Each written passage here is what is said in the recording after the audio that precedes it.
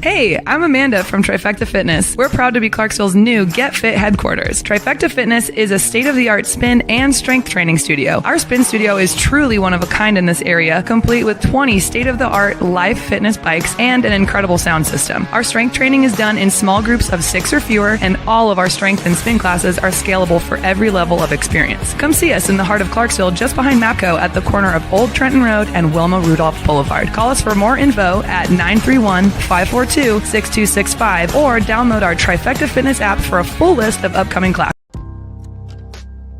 In October 2019, Arlington, Texas was chosen to be the home of a new national museum, unlike any other.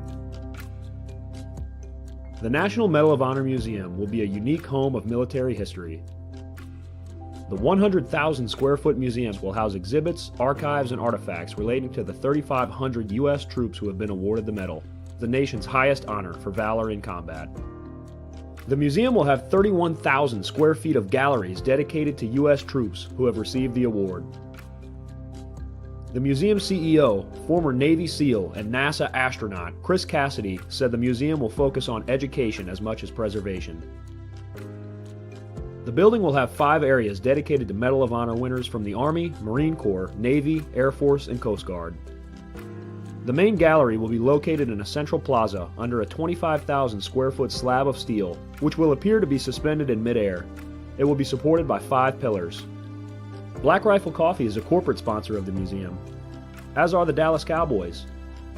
The museum's board also includes over a dozen major corporations and 6 Medal of Honor recipients, including David Bellavia, Patrick Brady, and Britt Slabinski. Army Staff Sergeant Bellavia was awarded the medal for clearing an entire house by himself on November 10, 2004, as a squad leader in support of Operation Phantom Fury in Fallujah, Iraq. He killed 4 enemy fighters and wounded a 5th in close quarters battle. Army Major General Brady flew and coordinated the evacuation of 51 seriously wounded men during a firefight in Vietnam in January 1968. Slabinski, a Navy SEAL chief and team leader, led a rescue team of SEALs during Operation Anaconda in Afghanistan in March 2002. Slabinski and his team flew to a mountaintop ambush site to rescue Petty Officer First Class Neil Roberts, who had fallen from the back of a helicopter. Slabinski led the team through almost constant combat against an entrenched Taliban force.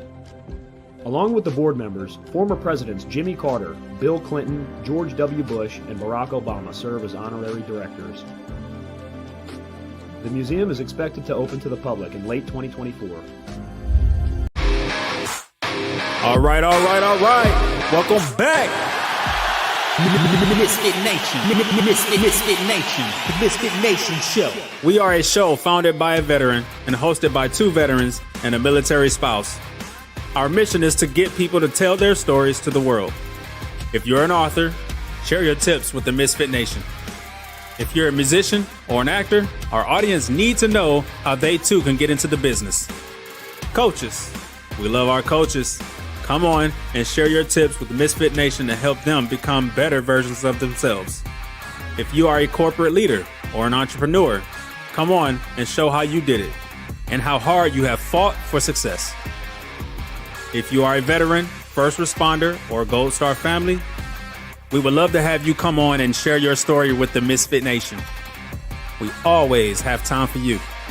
If you're feeling down, alone, or starting to see the darkness, stop. Think about those who are around you. You are not alone. You will be missed. If you feel like your problems will be a burden to those in your inner circle or feel embarrassed, dial 988. If you are a veteran, take option 1.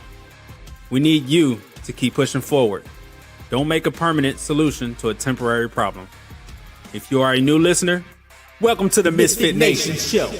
Be sure to subscribe to our show on your favorite podcast app. Also on our YouTube channel at @the_Misfit Nation. Subscribe and click the bell to keep you up to date on our latest episodes and all of our news.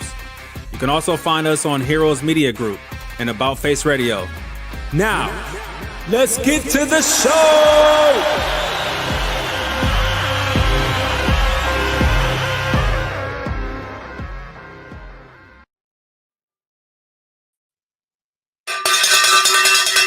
All right. Welcome back to the MisFitNation. It's your Thursday after dinner show. We got a good one tonight.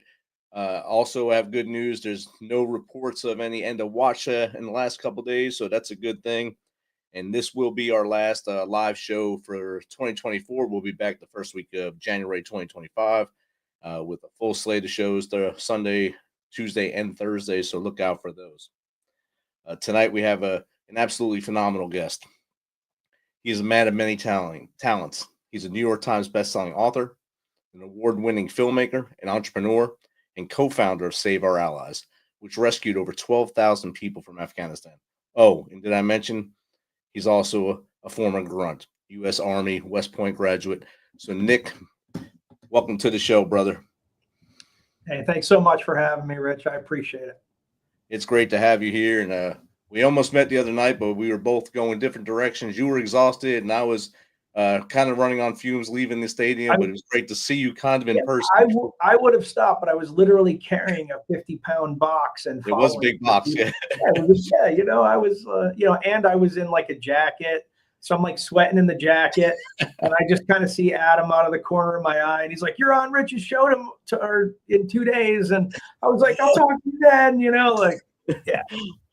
It's great. Usually I don't get to meet my guest before, but I was kind of sort of met you, so it was awesome to actually see you and put a face and a body to the name. Yeah, it was awesome. I can see your face. I'm really underwhelming in real life, Yeah, like, that's it.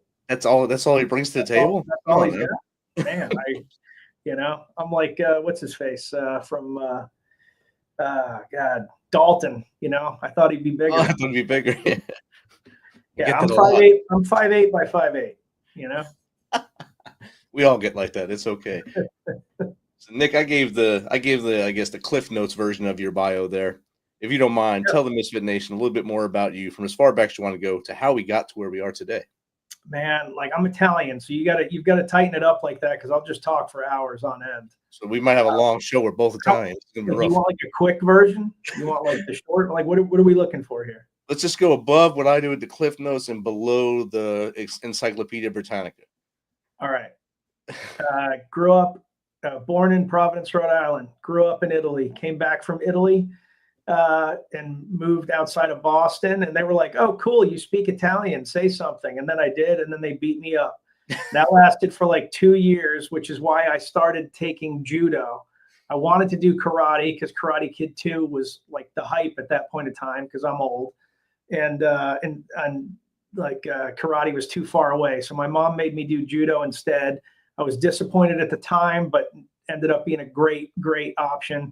Judo led to wrestling. Wrestling led to West Point. West Point led to the infantry. When I got out of the military, I had a very challenging transition, even though I landed in grad school. So like nobody should feel bad for me on paper, but like as I was starting, business school, I one of my favorite soldiers was killed in combat. Massive guilt that made my transition harder. Got my Fortune 100 gig, did well, but the whole time hated it. Felt like even though the company was great, I just felt like I was living a purposeless life. Started a hobby with a buddy to kind of stay connected. That hobby was an apparel brand called Ranger Up. It was the first military apparel brand direct to the consumer. I grew that to an 8-figure business. It was never supposed to be it was supposed to be a hobby that I did for fun and maybe made like a couple extra bucks, but never expected it to be what it became. Sold that business. And when I did, I had to work for them for a year. And then COVID hit around that period of time when my year was finishing. And they wanted to lay people off just across all their businesses because it was bought by a private equity firm just to kind of hedge against what might happen. And so I said, "Hey, how about instead of laying them off, I'll quit so you don't have to lay anybody off." I did that. And then they were like, "Well, if you're not there, we're going to lay everyone off." So they did that, and they said, tell everybody next Friday is their last day unless they want to move to Ohio. Nobody wants to move to Ohio because it's Ohio. And so, came in on Monday and said, hey guys, I'm sorry, on Friday, and said, hey guys, next Friday, I got some good news and some bad news. Bad news is you're all getting laid off. Good news is if you want, you can start at the same salary in my new company. And they said, what is that? I said, I will tell you on Monday. And then over that weekend, I dreamt up Diesel Jack Media, named after a Jack Russell Terrier that I had for 15 years. Nice. And that's how my current company started. That was 4.5 years ago, almost 5. It'll be 5 in February. And a year after I started Diesel Jack, the fall of Afghanistan happened. My friend Sarah Verardo called me and asked if I would go to Afghanistan and help evacuate people. And I said, are you joking? Because I wasn't that cool when I was in. I'm not that cool now. And now I am knocking on the door of 50. But she said, I trust you and we have an opportunity to do a lot of good. So I asked my wife. She said yes. And 24 hours later, I was flying to first to the Emirates and then to Afghanistan. And was with some phenomenal people, 12 middle-aged dudes. Tim Kennedy, C. Spray, Sean G., Sean Lee, Joe Robert, just like really phenomenal people that I will always treasure. And we worked our asses off for 10 days. Sean G., C. Spray, and Tim did the dangerous stuff. I loaded planes and built manifests to get sent off to be approved. Then the bomb went off, all operations stopped. We eventually got back to the United States. I think I landed back in the US 1 September. Joe Robert continued to stay there for until about 4 months ago when we finally got the last of the Afghans that were there home. There's still a few there, but for different reasons, but all the ones that will ever get to the US are now in the US. And went back to my job at Diesel Jack. And then every once in a while, I go on trips. I've spent a few months, since then in UAE, in Pakistan, helping build, safe houses and getting people out. I've spent time in Ukraine. I've spent time on the Haitian border. Not me, but our team has spent time in, Israel, Gaza, Syria. Basically, it's just a phenomenal group of veterans and former intelligence types that we go wherever there's a problem until such time that the government has a handle on it, and then we leave. Diesel Jack has grown to a pretty meaningful company, and I missed one critical thing. Right before I sold Ranger Up, I made a movie called Range 15 with the guys that at the time owned a company called Article 15. But they went on to create Black Rifle Coffee after the movie was shot, and that movie was called Range 15, the first independent film ever to go to #1 on Amazon and #2 on iTunes, because we missed out to Angry Birds. I'll always hate that cartoon. And once Diesel Jack had some stability, and we had great customers, and we were doing things right, I decided it was time to get back into doing something fun and creative. And I also felt like the military community hasn't had anything positive in a while, and so I wrote a show called Office Joe, which is a comedy about a veteran transitioning from the infantry to being a designer at a marketing firm. And we launched that in November. It's done very well. We've had thousands of people download it, and the reviews are stellar. I think we're a 9.1 on IMDb and a perfect 5 on Amazon. And yeah, we're just, trying to get that to the next level and try to get it a little more mainstream. And, it's just just a great project. We had incredible talent in the show, and super happy with it. So that about brings me up to right now. I think there's other things in there somewhere, but that was an Italian 2 minutes. So it was probably like 17 minutes. That was a pretty good Italian 2 minutes. I mean, growing up in an Italian family, I think that was actually a good abridged version of the Italian version of doing it there. That's outstanding. You talked about Save Our Allies. You talked about your military career a little bit. Where did you get to serve with the military? So I was stationed at 136 Infantry, which was in Friedberg, Germany, and then deployed from there. And then I was also at Fort Benning, Georgia, where I spent time as, of all things, I did not expect to ever be in my life, cadre at the Ranger Training Brigade. Oh, wow.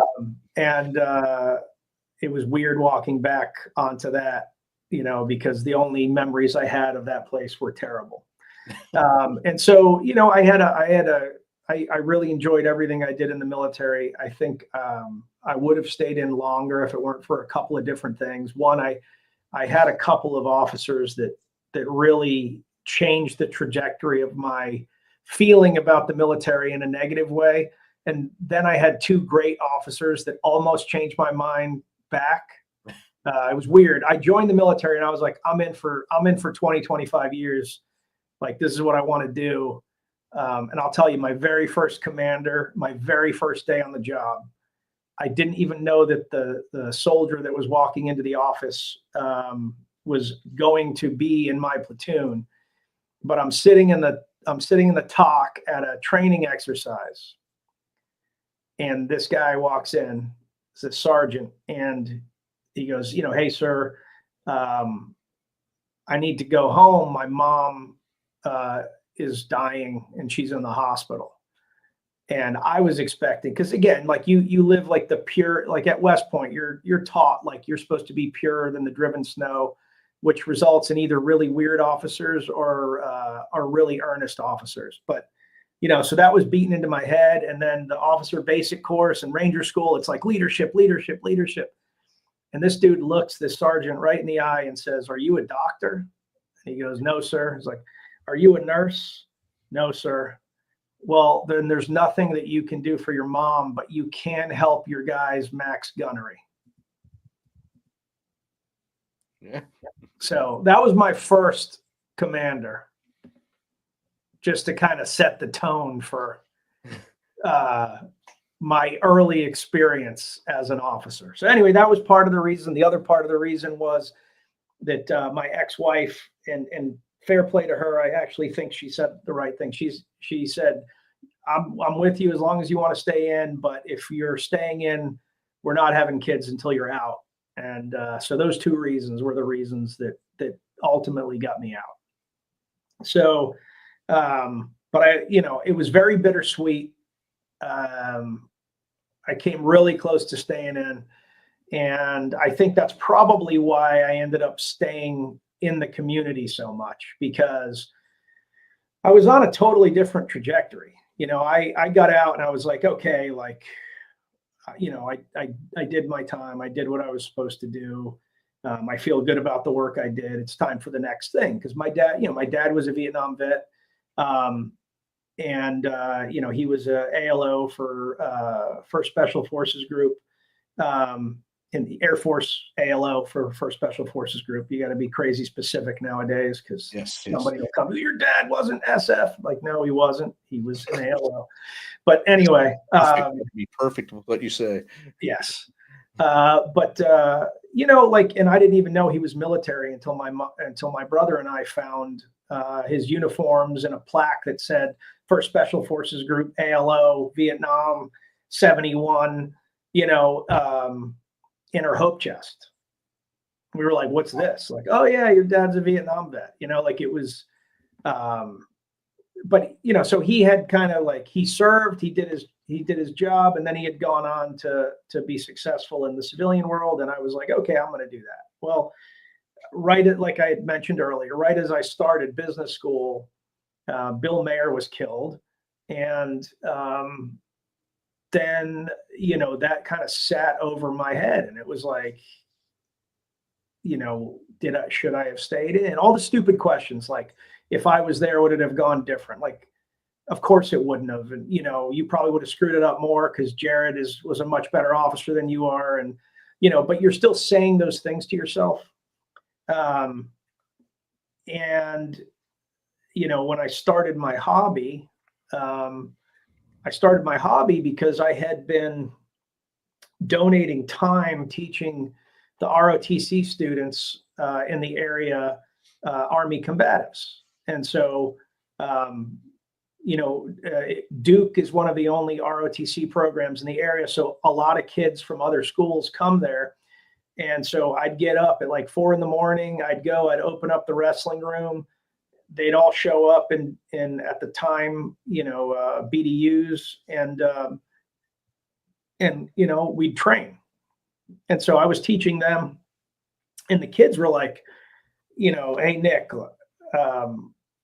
we really want, like, you know, t-shirts that are cool, but everything out there is like skulls and snakes and death from above. So I started making my students. I just went to Michael's and I bought a bunch of white t-shirts and transfer paper, and I printed using literally paint.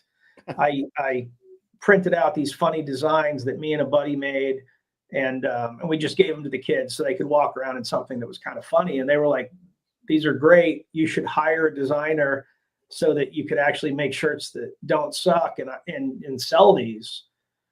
And I didn't do anything with that idea for a while. And then, you know, as I got frustrated with my day job, because after I graduated, I was still volunteering my time with the ROTC.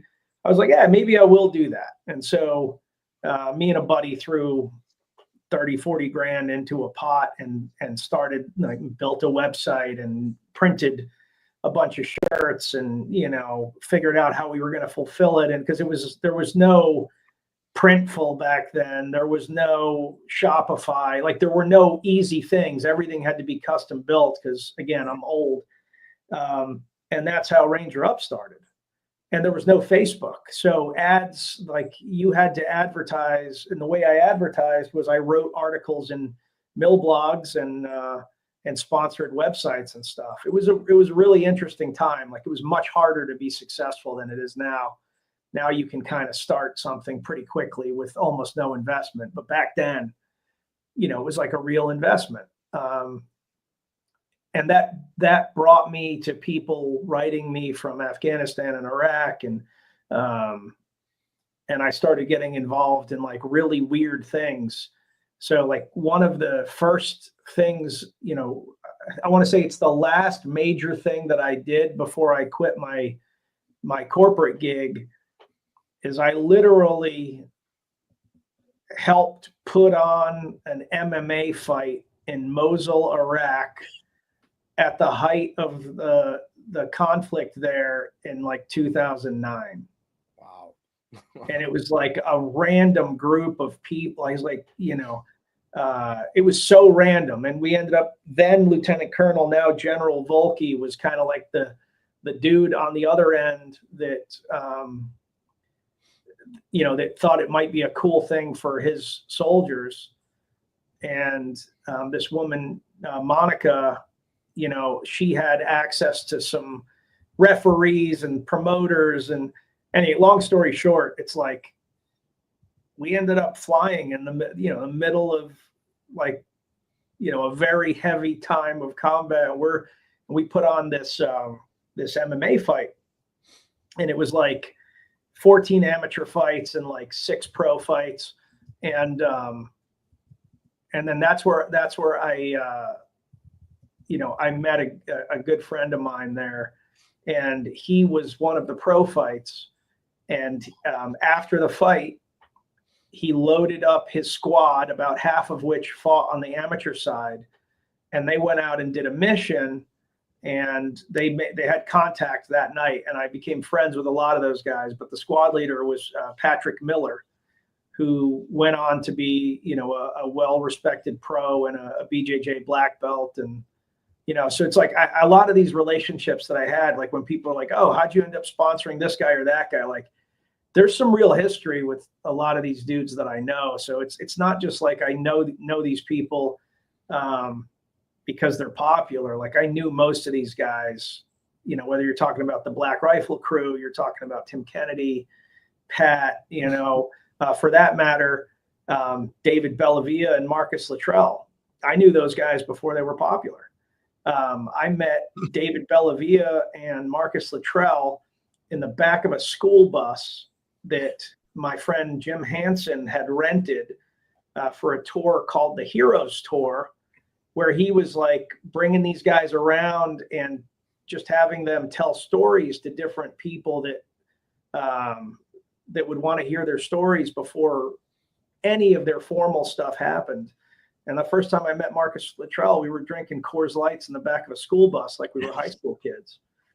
So, it's been a really interesting ride that has brought me kind of my military life. I'm very proud of, but it's nothing like impressive. My civilian life has been very interesting. It's brought me in and out of a lot of war zones and in and out of a lot of situations, some of which are just kind of interesting. Some of them are very, are the stuff of books, and some of them are just funny, and it's been an interesting life, largely because I started a t-shirt company and have been sucked into so many different things as a result of the relationships that I met while doing that.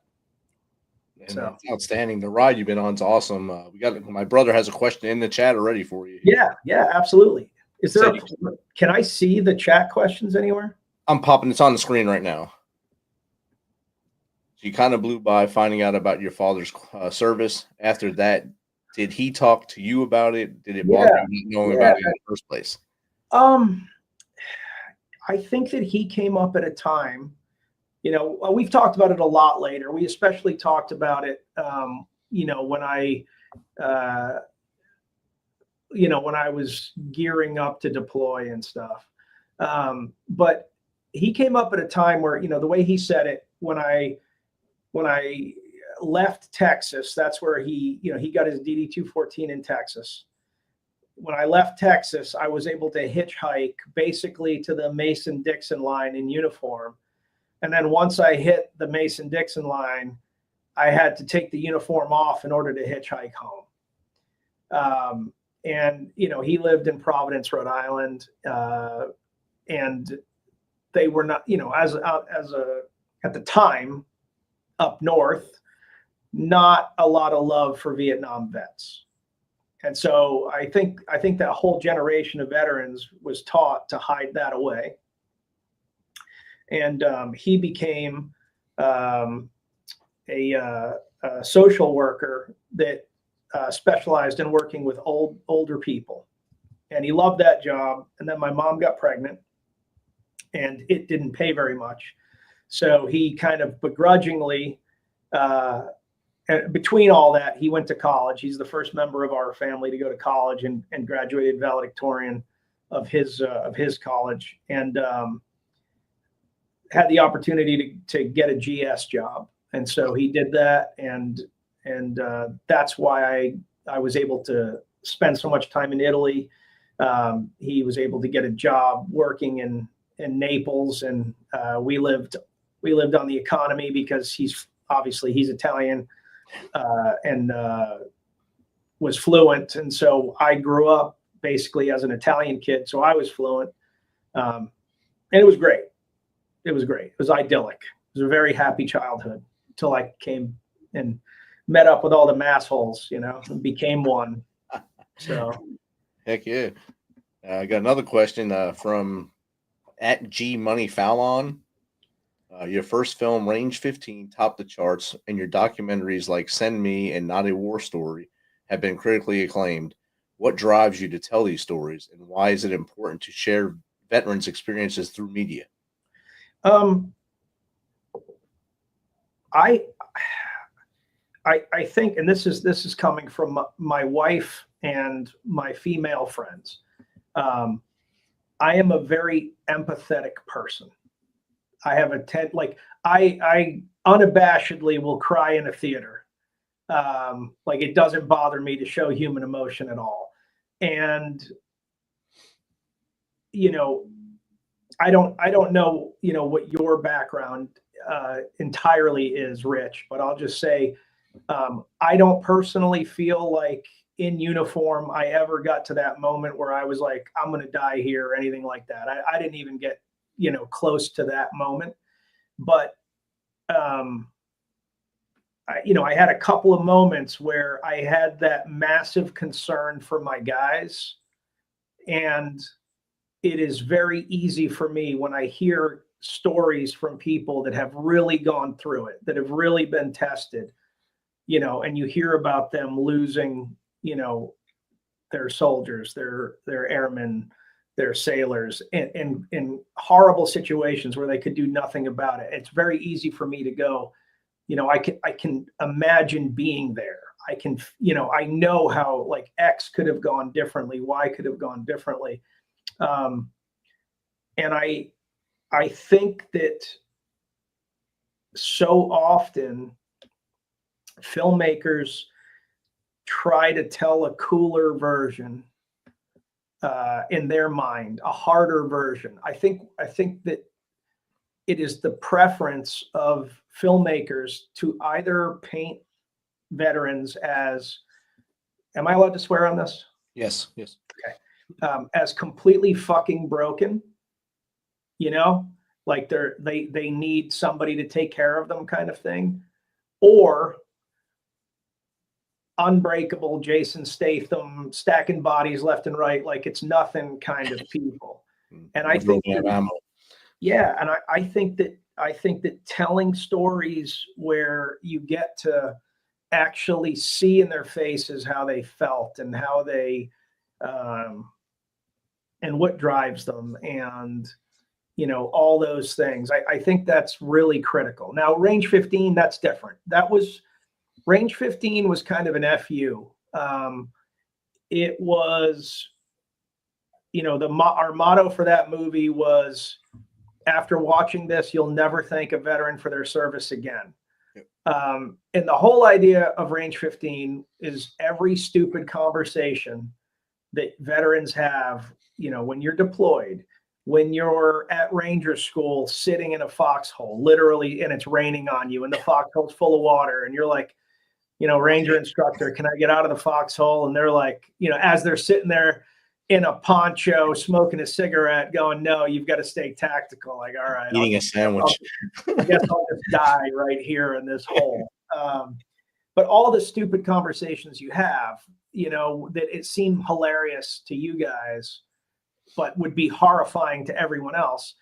The idea of Range 15 was, let's make that a movie. Like all the things that we talk about, all the dumb, you know, dark jokes, that's a movie. So that was purely for the veteran community.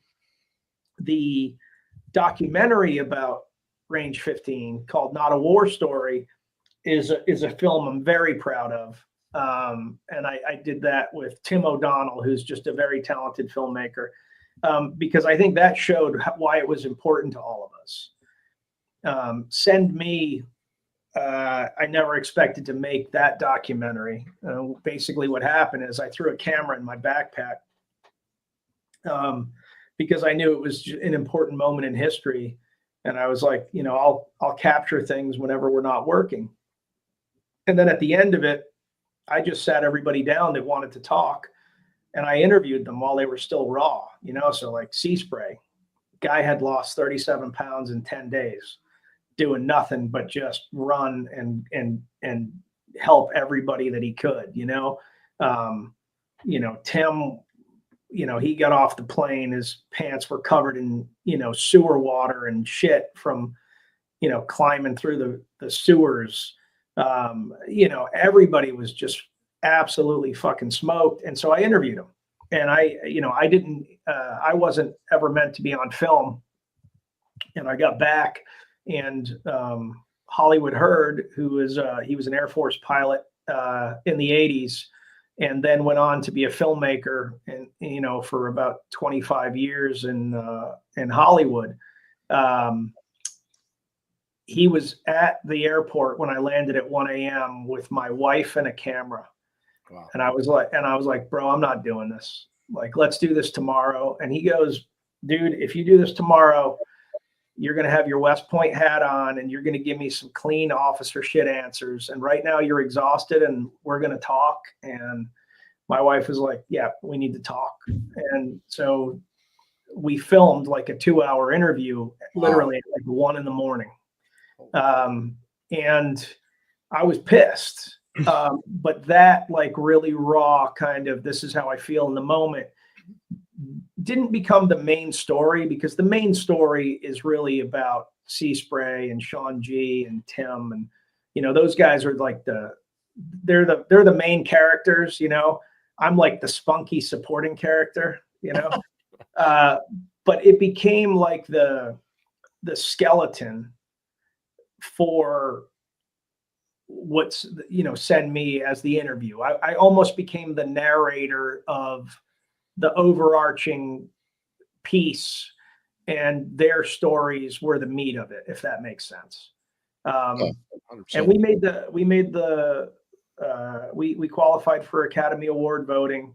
And I heard through the grapevine that we probably would have made the short list, but Disney very randomly had a documentary crew that was following around a special forces team, and that team got deployed, and for whatever reason the government let them go with them. And so I'm blanking on the name. I want to say it was Retrograde or something like that, but they qualified on the short list, so we got bumped out by the Disney version, which is totally fair.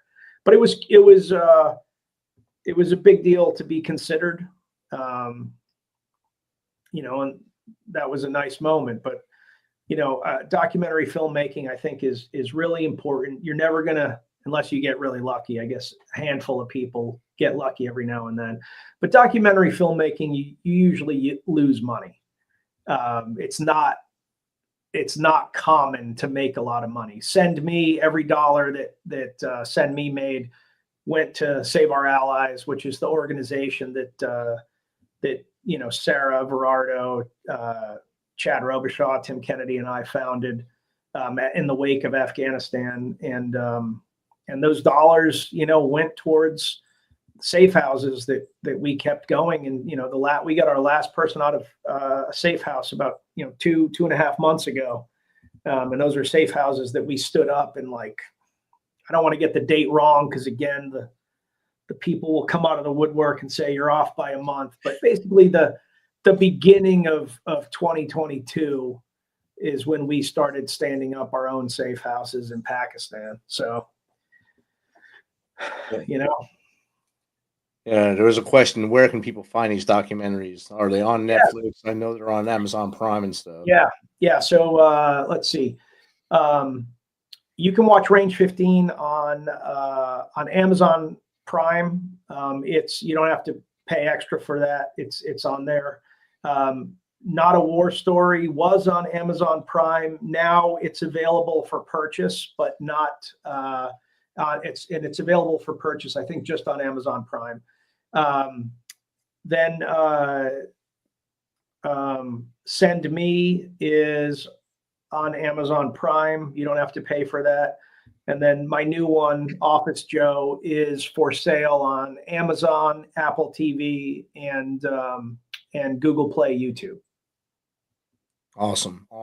Yeah, we got another question in here from of course, from Krishma on Google Text. Nick, as someone who's built multiple successful businesses, what's one piece of advice you'd give to someone just starting their entrepreneurial journey, especially veterans transitioning out of the military? Yeah, that's a great one. That's a great question.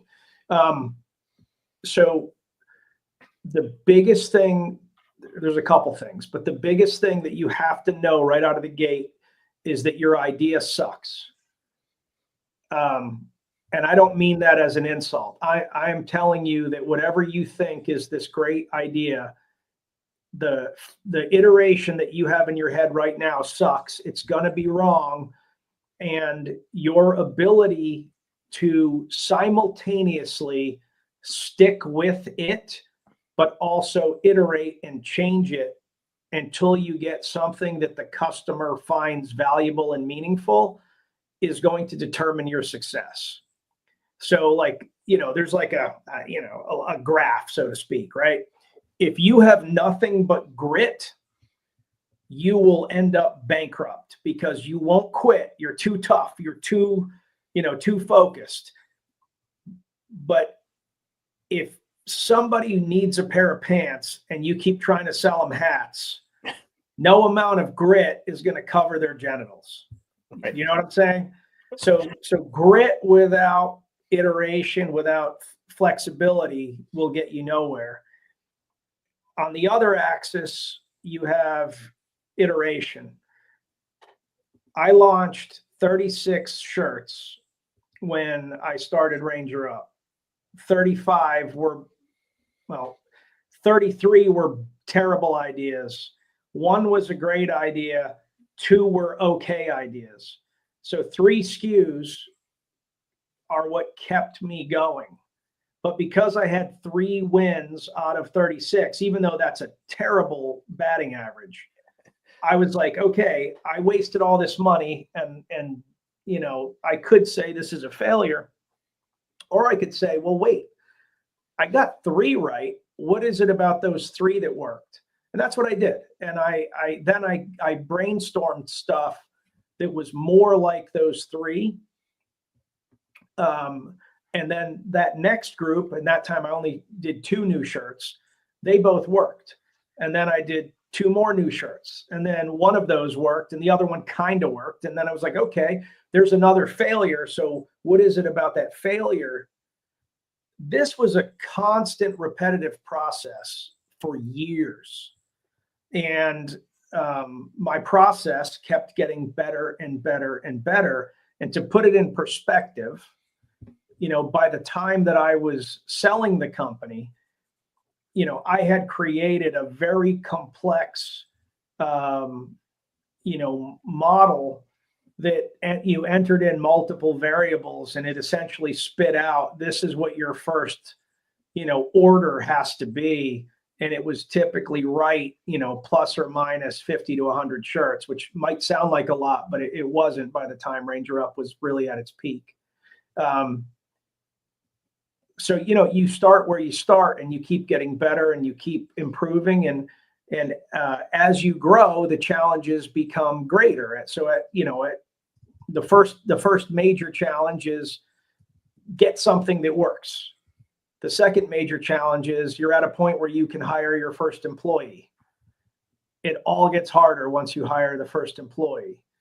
Then you have a challenge where you don't have enough money and you can't borrow enough money from friends and family to make it work. You need a bank loan, or you need an investor, right? I mean, and they keep getting bigger and bigger. By the time I sold the company, I was on the hook for like a couple $1 million in loans for inventory. So like the stress level goes high, but it's always going to be twice as hard, cost 3 times as much, and take 4 times as long as you think it's going to be successful. You have to be committed to the journey. Outstanding answer. And another question popped in as you were saying that one. Yeah. This one is from @JenTalksBeer. Your films and documentaries have had major impact. Why do you think storytelling, especially from a veteran's perspective, is so powerful, and how can others share their stories effectively? Yeah, that's a great question. I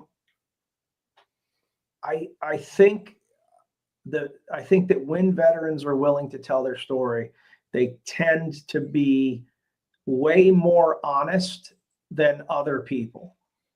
And I think that comes from the environment of, constantly AARing, right? Constantly having that after action review. You're almost trained, like, I have to be honest about what went well, what didn't go well. And and, you know, their stories are often, you know, just so dramatic in comparison to everyday people.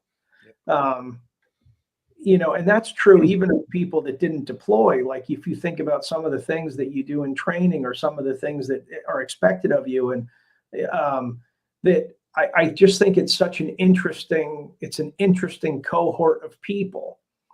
The other piece of it is that contrary to what the media tells you, or even for that matter, a lot of nonprofits tell you, veterans are far more successful and far more entrepreneurial than anybody would have you believe.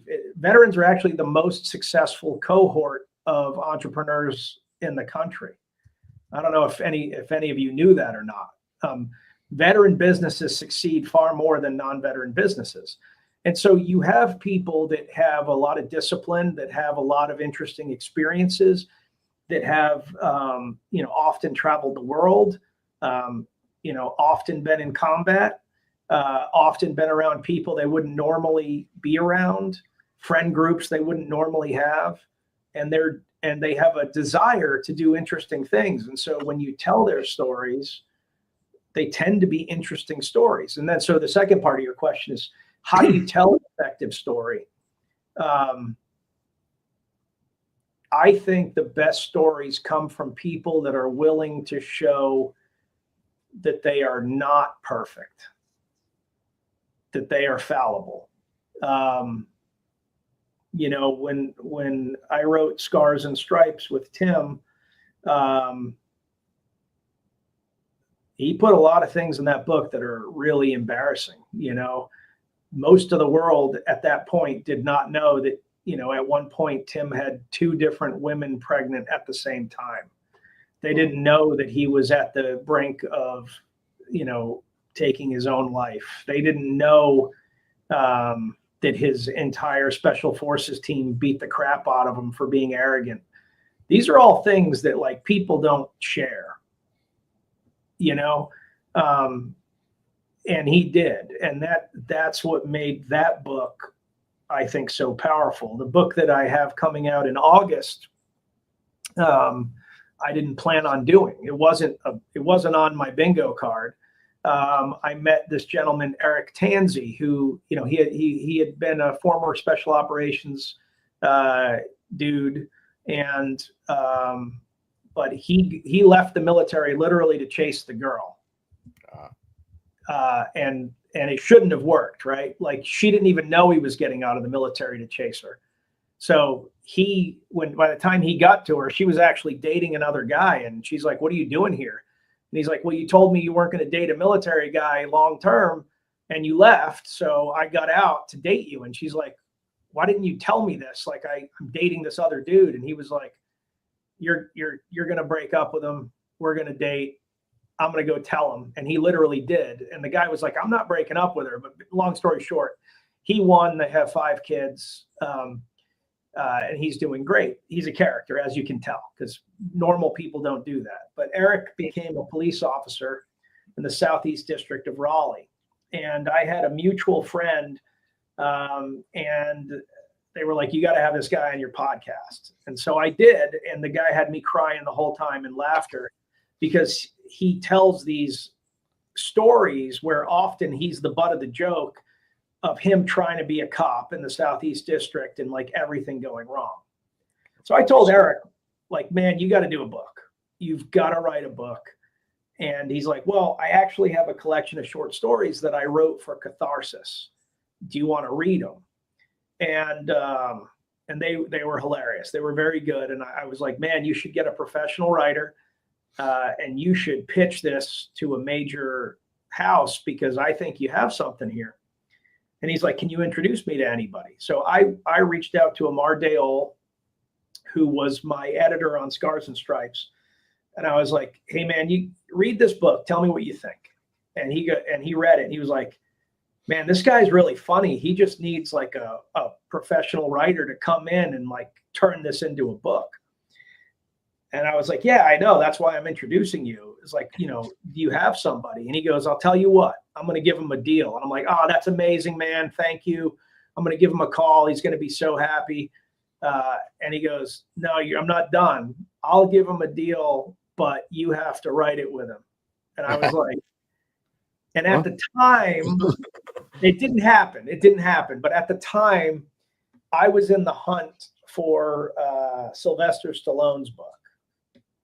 I was potentially going to be writing that. And I was like, man, like, you know, he's Italian, I'm Italian, like he's a filmmaker, I'm a, you know, micro filmmaker, like, you know, this should work.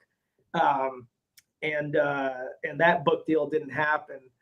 And I went back to Eric and I was like, but I didn't know that yet. I went back to Eric and I was like, hey man, here's the deal. Simon & Schuster will take you on, but only if I write it. And he goes, like doe-eyed, he's like, will you write it with me? And I was like, oh man. Son of a. So, but it ended up being like a truly incredible experience.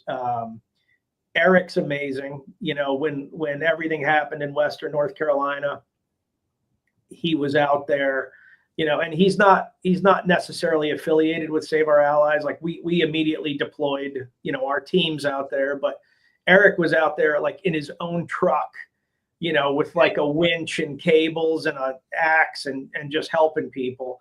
And he actually gave us like a ton of intelligence, like, hey, this guy at this grid is doing this, like he needs help. They don't have food, they don't have water. And we'd be either sending our guys or contacting the National Guard or, you know, so he's like a superhuman being, but his stories, I never truly appreciated how hard it is to be a cop until I worked on this book with him, because, you know, he even admits, like, going into it from the military, he thought it'd be easy. And it was anything but. It was anything but. It's a wild ride. So that's open for pre-order now. It's called Pig Latin. Pig Latin. And Pig Latin comes out August 25th. But, you know, you can get it right now on, you know, Amazon, Barnes and Noble, the usual suspects. I moved and now I'm blurry on your screen. I'm just going to keep moving until it clears. It'll come back. Yeah. There we go. I'm back. You mentioned the Scars and Stripes. I know just recently, you also said earlier, things have to be perfect and every fact has to be true. And that goes right to that book. And I've seen the bros going after him and going after that book hard for probably the last 2 weeks now or so, 3 weeks or so. Yeah, it's been really rough. You know, I don't want to go into it. I don't want to go into it too much. Right. I knew that's what was coming up. I didn't want to poke the bear or nothing, but I'll say this, right? Everybody is, you know, welcome to their opinion. I don't, as a rule, I just don't disparage people. Like, you know, people are going to say what they want to say. There are certainly things that we got wrong in the book by, you know, but my strong feeling is that the things that we got wrong are fairly semantic or were obviously clear embellishments, you know? So like, you know, and Tim's talked about this. And I hate to because it just opens doors and then I'm sitting here arguing with people and I don't want to do that. I don't have beef with anybody. I know this. Tim Kennedy is one of the best people that I've ever met. I have watched him donate time. I have watched him go into harm's way. I have watched him cry his eyes out over, you know, over Afghans, over lost buddies, over kids, over all the things he's donated his time for, doesn't take money for. And I think he told that story to the best of his ability. And I'll give you some very small examples.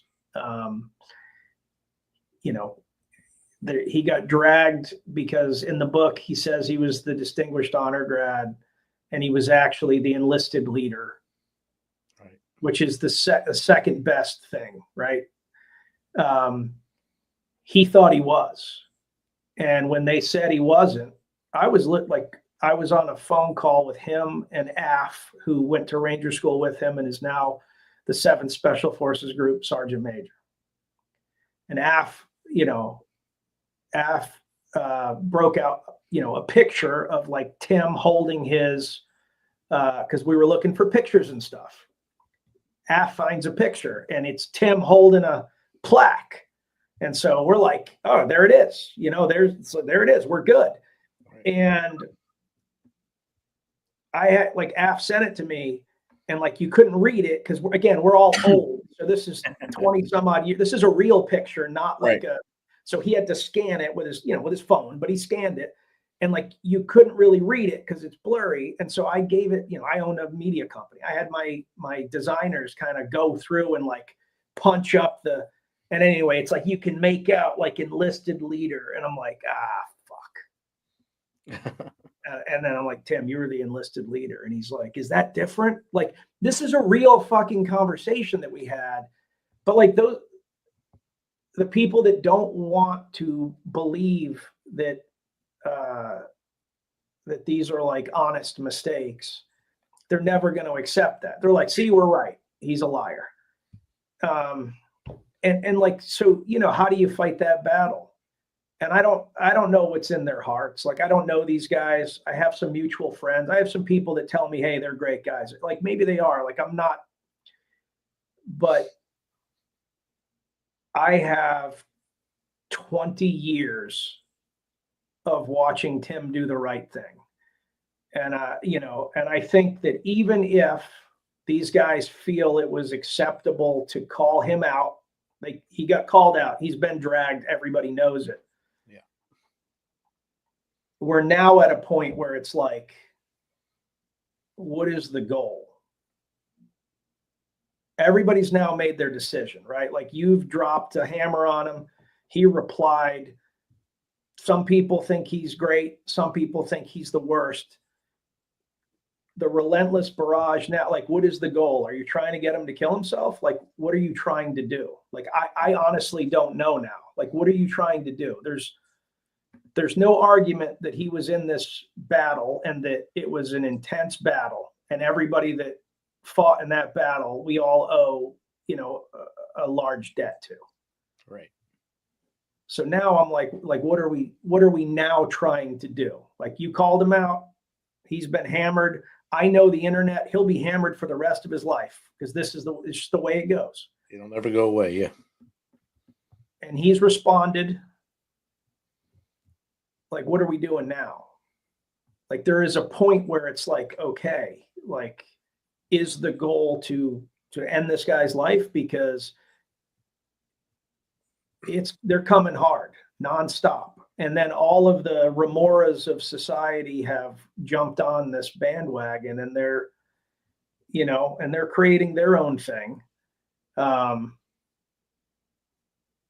what I mean? The guys that are just, I don't know what the goal is. And you don't know the end goal for them, for that group, what they're trying to get at. Because I know guy,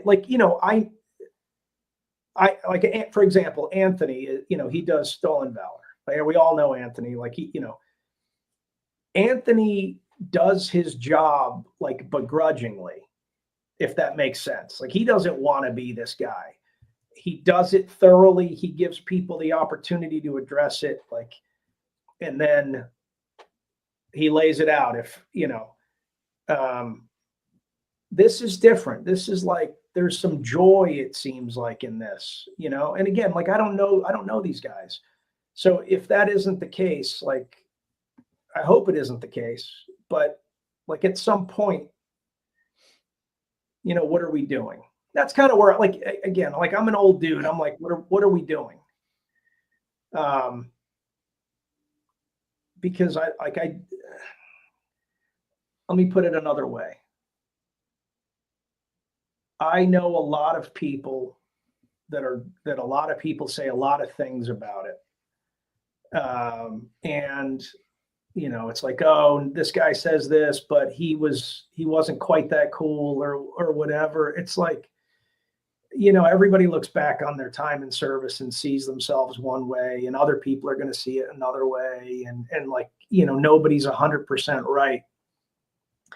But there's a lot of people on this planet that are doing bad things.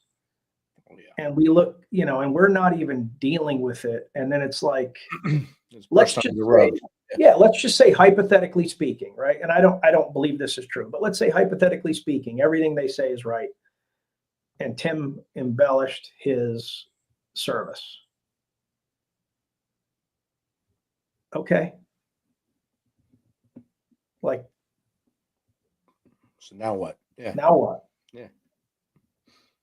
Have you ever been to a bar before? Have you ever, I mean, I'm not saying it's nothing, but like, I cannot imagine spending my time trying to harm other people.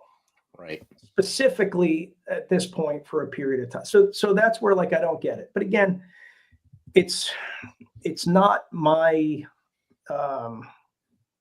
and to be super clear, Tim doesn't want anybody fighting this for him. Right. He's like, it's my fight, and I think he's proven through his actions. I think he's proven through his actual actions in service, out of service, in between service, actually. He's still serving now. But that's the Tim that I know. Yeah, the things he's doing. He went to Afghanistan on his time. Yeah. To go do that and try to save all our brothers and sisters over there. Yeah, and he did. He did. He legitimately saved a lot of people, and I know other people have comments about that. Like, we can go on, and I'll say this: I wish those guys well. I hope that they find whatever they need. I'll stand by Tim till the day I die. I hope we get to a point at some point where everybody kind of works it out. Yes. Do I anticipate that? Probably not. But here we are. Yeah, here we are right now. Here we are. We got another question though. Yeah, it has nothing to do with that though. All right. So at Sal E Just Raff, your new series Office Joe is streaming now. Congrats. Mm-hmm. What inspired the concept, and what can we look forward to seeing from you in the future? Yeah. So, I talked about it a little bit already. Transition is hard. And I don't know a single veteran, even people that landed on their feet and did extremely well, that didn't struggle a little bit with going from the incredible purpose of defending the country to whatever they did next. Because, I have a son that's deployed right now. And before he deployed, I told him, unless you get elected president of the United States at some point, you are never going to have a job as good as platoon leader. Yep. It's, the only job that might be better is platoon sergeant, but like, I didn't get the opportunity to do that. But you're never going to have a better job where you're the leader, but you're one of the guys and you're in it, and the work is meaningful and it's personal and it's, and there's real camaraderie.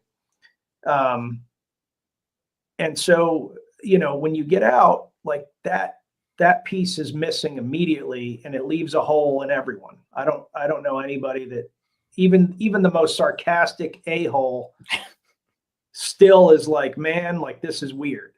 Yep. And then the second thing that you miss out on is tribe. When you're in the military, you can get a divorce and your whole life can fall apart, but there's still a bunch of people around you making sure that you're eating and sleeping and getting to PT. And, you can blow all your money on beer and Mustangs on the second of the month and have nothing left, but you're still going to eat. You're still going to eat. You're still going to sleep. Like, you're going to, the tribe gets you through it. Right. Well, when you get out, that's gone. Maybe you went from having a dozen buddies around you to now you're back in your hometown that maybe wasn't that great in the first place. Or maybe you're a person like me where you land at a school and everybody has an opinion about Iraq or Afghanistan or whatever, and your buddies are there and they're making these glib comments and they're emotionally taxing on you, and you want to like get mad, but you also know if you get mad, you're going into a stereotype, and and then the guilt comes on. Should I be over there? I mean, and on and on and on, right? So transition is hard. And then I also felt like our community hasn't had anything fun in a long time, right? It's been nothing but sadness. It was, Iraq, and then Afghanistan, and then, all of the, lung diseases, and having to fight Congress to take care of, very obvious problems associated with burn pits. And it's just, we just stack all of this misery. And, I wanted to, first and foremost, make the community laugh. It's what I've always enjoyed. Just have fun, just do something fun, kind of a range 15 you can watch with your teenage kids or your civilian friends, and they won't think that you're a crazy person. But then the second piece was, I just wanted to remind everybody that transition is supposed to be weird. Yeah. It's, when you get into the military, it's weird. Basic training doesn't feel right, and then you're in AIT and that feels like a little better, but still not quite right. And then, you get to your unit and they mess with you for a while because you're new. And, like there's a process to getting used to the military, just like there's a process to getting out, except on the way out, nobody's there to guide you. Right. And so the show has, first and foremost, it's just funny. But second, it's kind of like you get to watch Joe on his journey, slowly figuring it out. And I just thought that was important, and that was my motivation. Next, I've got a movie in development that involves amateur wrestling, and I also am hopefully going to be moving into pre-production for Office Joe season 2. Nice. But we're still working on, some deals for Office Joe season 1. So I got to kind of get that done before I get to make season 2. But, and then, I've got great clients with Diesel Jack and, the American Legion and Student Veterans of America are incredible. I get to work with them, all the time. The American Legion actually surprised the hell out of me and came on board and sponsored Office Joe. Oh, wow. And I was surprised because it's out there. Like it's not PG. And they were, when we were talking about it, they said, look, veterans aren't PG, and we need to meet this generation of veterans, where they are. Not on an ivory tower, not where we think they should be. And, it's a storied tradition for veterans to enjoy humor, whether you're talking about, Bob Hope, or Range 15. And so, they came on as the title sponsor for Office Joe. And I really think that's one of the coolest things in the world, is to have like an organization that's been around since the aftermath of World War I, right, supporting our project. That's outstanding. That's an outstanding accomplishment.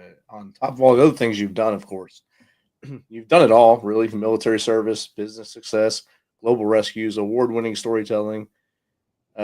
What else can we look for from you? What do you think you have left in your kit bag to give to the world as you move forward? Man, I hope I'm just starting. I hope I'm just getting started. That's how I feel. I don't. One of the biggest things that transitioned in my life is I realized at some point, and I don't know exactly when it happened, I realized I had to move away from focusing on results to focusing on doing whatever I wanted to do. And so, I'll give you an example. And this is an example I've given a couple times, and it's simple, but I think most people will understand it.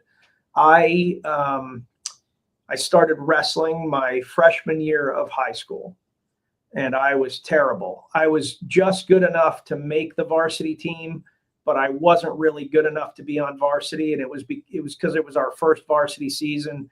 We had been a club team prior to my freshman year.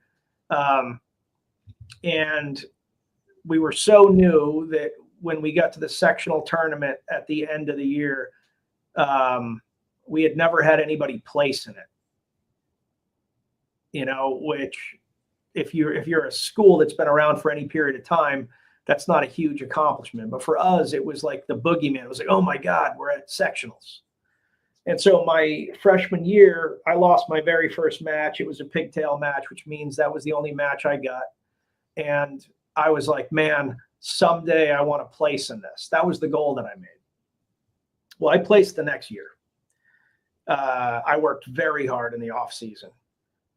Well, it had been all about the goal. Now that goal was gone. So I had to make another goal. And my goals kept changing. And, what started as I'm going to place in sectionals someday, by the time I was a senior, it was like, if I don't win the state championships, I'm a failure. And I didn't. I got beat by the state champ by a point. Oh, wow. And so all of a sudden that felt like failure. And then in college, I was on the team, but I was on the team as a walk-on, even though I had been recruited at MIT and I had been recruited at Boston University. At West Point, just like they didn't have, because they were stacked in my weight, they didn't have a spot. So I got to practice about half the time. I had a chip on my shoulder about it. And I was like, was it all worth it? Right? Like, oh, I wasted this time. Like, because I was so focused on the result instead of the process. Right. And so I took a sport that I loved and it became a thing that whenever I thought about wrestling, I mean, think about this. Like I was able to wrestle, in a D1 program, if not as much as I wanted, but I was able to wrestle there. I was accepted there. I was a state place finisher. I came very close to being the guy, from a guy that had only wrestled for 4 years. And I looked at it like a failure. Like it literally gave me an uneasy feeling. I was like, I suck. Wow. But if you had asked Nick, the freshman, hey man, right now, if I told you that was ever possible, what would you say? Like I would have taken that in a heartbeat. I would have been like, absolutely. You're going to like, I couldn't even conceive a pathway to getting that good. And so I ruined a sport I loved. Instead of seeing opportunity, instead of seeing advancement, instead of seeing a process, I made it about the end result. And if I didn't get the end result, it was misery. I didn't appreciate wrestling again until my battalion commander forced me to coach the Gießen High School wrestling team. Because the chaplain's kid was on the wrestling team and he was good and they had lost their coach due to a PCS. And I was like, sir, I don't want to do it. And he's like, I don't care what you want to do. You get to leave work every day at 4 so you can go coach Gießen High School. And guess what happened? All of a sudden, the results didn't matter. I no longer had any skin in the game. Now I was just helping kids. Well, unless you're a jerk, nobody wants to let kids down. So then you're like, okay, what does this kid need? Right. So then it became like a process of learning, like, okay, this kid's tall and skinny and he's good at this. So I got to learn moves for tall, skinny guys, something you've met me, that's not me. So, I got to figure that out. And this kid is short with big legs, but his arms aren't that strong. So we got to come up with some stuff that works for him. And you start going through this process of like learning, and all of a sudden the sport's fun again. Because I wanted my kids to win, but I wasn't teaching them that they had to win. I was teaching them like, hey, let's do the best you can. Let's figure this out. Let's improve on every iteration. And so it's been a process of getting there. But now, no matter what I do, that's my approach. Like, hey, I'm going to make a TV show. Maybe it'll be a giant hit. Maybe a few people buy it, but like, I've done it and I'm proud of it. You know, I'm going to write a cop book. You know, I never expected to do that. I did it. I'm proud of it. I think it's a great book. I think it's the best book I could have written. Maybe people will say this sucks, but it was still the best I could do. So I enjoyed the process, and I know that Eric is appreciative of it. And so maybe it's a bestseller, maybe it's not, but there's nothing else I could have given to it. Does that make sense? Yes, it does. That's 100%. That's awesome right there. But it took me a while to get there. You know, all of this stuff comes from failure, stacked on failure, stacked on failure. But without failures, we don't know how we can succeed. So you've learned from everything to move forward. Right. And that's something we try to, I guess, preach here at the Misfit Nation. It doesn't matter how many times you fall, it's how many times you get back up and keep running forward, run back into that brick wall again, and then figure out how to fly through that brick wall. Mm-hmm. Or you know, I mean, that's a Marine approach. You could put a ladder. You could just make a ladder. Exactly. Yeah. There are ladders out there these days. Yes. Outstanding. Nick, what's the 3 things you can tell the Misfit Nation right now they can start doing tomorrow to make their lives more successful? Yeah. The first and foremost, just remember that you only have one life, and you should be using it however you want to use it, with no concern what other people think about how you're using it. There is a false impression, especially among young people, that other people are worrying about you, and they are not. No one cares what you're doing.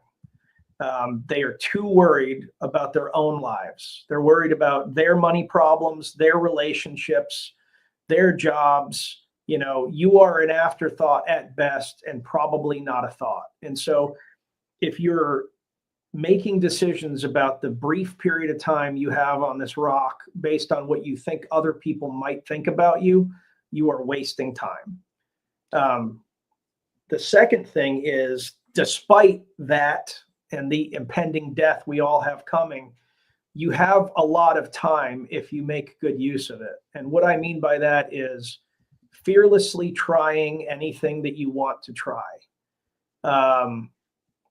You know, I don't want to dime him out in a bad way or anything, but I have a friend that is an elite wrestler. He is a world-class wrestler, literally. And he is getting close to 30. He's not there yet. And he's been improving every year, and he's in the mix, and he's a kind of guy that could win a gold medal in the Olympics type dude. But he's not quite there yet, but he's in the mix. And he said to me, you know, he called me. I'm a guy that a lot of people call because I give great advice for anybody not named Nick Palmisciano, in which case I give the shittiest advice ever. But he called me and he was like, you know, I'm thinking about leaving this because I'm falling behind. And I was like, what are you talking about? He's like, well, you know, other people my age, they've already had, you know, a couple of jobs, and they're moving up the ladder, and I was like, bro, let me stop you right there. You're so young. You have so much time. It's like, do you still love wrestling? He's like, yeah, I love it. There's nothing I want to do more. I was like, well, I love it too, man. And you know what I can't do? Vie for an Olympic championship. But if I could, I promise we'd trade places. So while you can, so long as you still love it, keep trying, because this other stuff is easy to learn. And then, you know, I was like, you know, I didn't get into the workforce until, you know, I was in the military, and then I was doing this. Like, so and that kind of gave him some perspective. What you don't want to be doing is sitting around waiting for the perfect thing. You have to be doing something. you know? And then the third thing is, a reminder that we are not meant to be perpetually happy. And so I think that one of the reasons why we have so many people that, whether you call it mental illness or you say that they are, they have suicidal ideation or they, any of the things, right? There's a false belief, like throughout all of human history, people have suffered and they've had to survive and they've had to fight to survive. And at some point in the last 30, 40, 50 years, we've decided that, if we're not living in bliss, then we're a failure. Well, I mean, actually, like anything that I've ever done that's meaningful had very little bliss. It was hard work. It was stress. It was grind. It was, how am I going to figure it out? And knowing that, you get to really enjoy it when you're happy, and you get to appreciate that the bottom, when you're unhappy, isn't going to stay there. But also reminder that the bottom is, to put it in military parlance, time to get off the X. Like you can't perpetually stay in this unhappiness. And so like, it doesn't matter what it is. Like you're unhappy with your marriage, fix it if you can, get out of it if you can't. And I'm not saying that glibly, but like take action, do everything you can to fix it. If you can't, then move on. You hate your job, get out of your job. I'm not saying throw it away instantly. You can go look for another job. You've built up a company and you don't want to do it anymore. There's nothing that says you have to stay there. There's nothing that says you have to continue doing anything. So, when you're in that bad place, you have to aggressively fight to get out of it, whatever that thing is. Because if you stay there long enough, then it's not just a miserable experience. Life becomes miserable. So those are my 3 Italian quick hits, because Italians can't do anything quickly. Outstanding. They're all in the chat right now. I posted everything you said into the chat. So that's outstanding. Nick, what's the best way for the Misfit Nation to get in contact with you if they just want to chat with you, maybe get you on their show? Yeah, I answer everybody that I can. I'm really good about it. I might not get back to you like in the same instant. You can write me at nick@dieseljackmedia.com if you want to email me. I answer Instagram the most. You can write me on Facebook. You can also write me on X. X and Instagram are probably my 2 favorites. I have a TikTok. I've never even posted anything. I honest to God have a TikTok just to monitor all the companies that we make things for. But someday I might post something.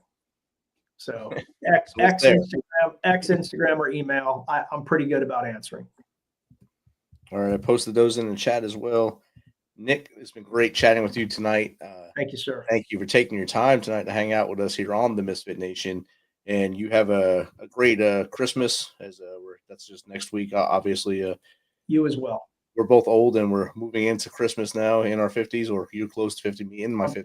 I'm not there yet, but I'm damn close now. I'm blazing the trail for you, so we're there. You know how it is. It's beautiful, but thank you again for hanging out with us and Misfit Nation. You guys have been great tonight. Remember to love everyone around you. Like Nick said tonight, don't hold grudges. Get mad, get over it, and just lead a good life. And that's what we need everyone in the world to do these days. And we'll be back in 2 and 2, Nick.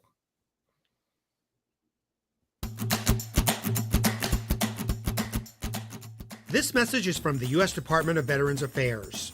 Did you serve in the military? If so, you can obtain a free lifetime pass to more than 2,000 federal recreation sites.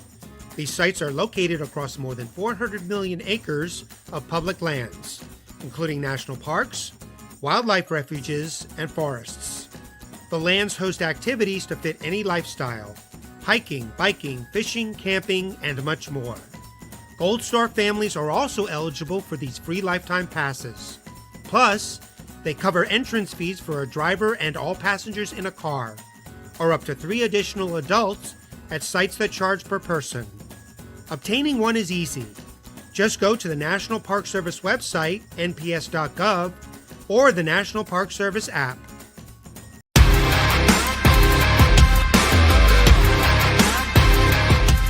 Thanks for checking us out and being a part of the Misfit Nation show. Don't forget to visit our website at themisfitnation.com. That's themisfitnation.com. Check out all our past episodes and get some of the great Misfit Nation gear for you and your family. As always, be humble, stay hungry, and keep hustling because we are Misfit Nation. Misfit Nation.